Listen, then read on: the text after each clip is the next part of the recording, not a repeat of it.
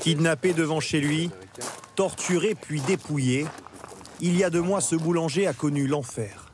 Je pense qu'à ça fait presque 2 mois maintenant et je dors toujours pas.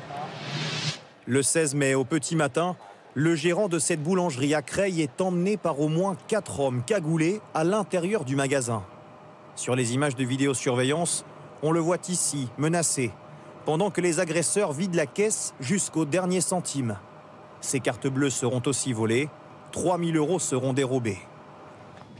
Quelques jours après son agression, il avait accepté de témoigner, encore marqué par la violence des coups.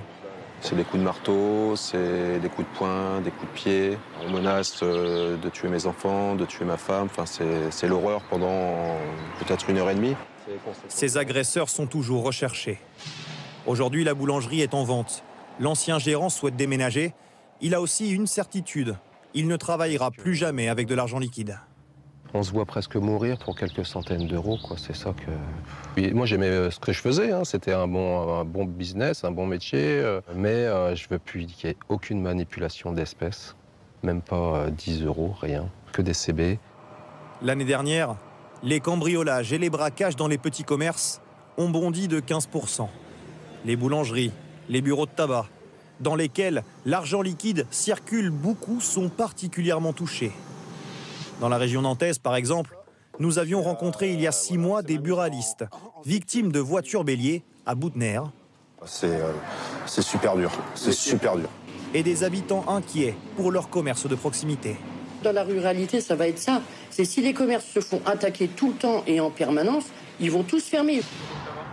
Ici, vous avez un rideau métallique, plus vous avez des petites bornes qui sont faites pour les voitures béliers. Aujourd'hui, le bureau de tabac de Christophe Beurel, près de Nantes, ressemble plus à une forteresse qu'à un commerce. À chaque fenêtre, effectivement, vous avez un barodage. Là, ici, vous avez le même cas de figure, en fin de compte, la porte blindée, protégée par un barodage métallique. C'est une obligation, je pense.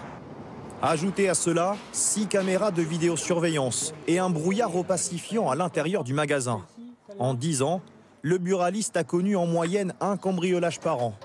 Les voleurs ne recherchaient pas seulement le liquide, mais les cartouches de cigarettes, faciles à revendre. À chaque fois, c'est plusieurs milliers d'euros de pertes. C'est un mur en parpaing, ils l'ont abattu, ils ont fait un petit trou, et puis en fin de compte, je pense que quelqu'un de petite taille s'est introduit et a subtilisé presque la totalité de la réserve. Christophe Beurel a investi plus de 20 000 € dans la sécurité, la moitié grâce à des subventions d'État. Le prix fort de la tranquillité, mais il constate une nette amélioration.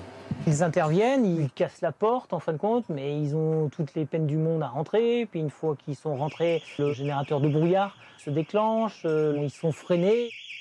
Le buraliste et plusieurs fédérations de commerçants que nous avons contactés estiment qu'il faudrait privilégier les paiements en carte bancaire plutôt qu'en liquide pour limiter les tentatives de cambriolage.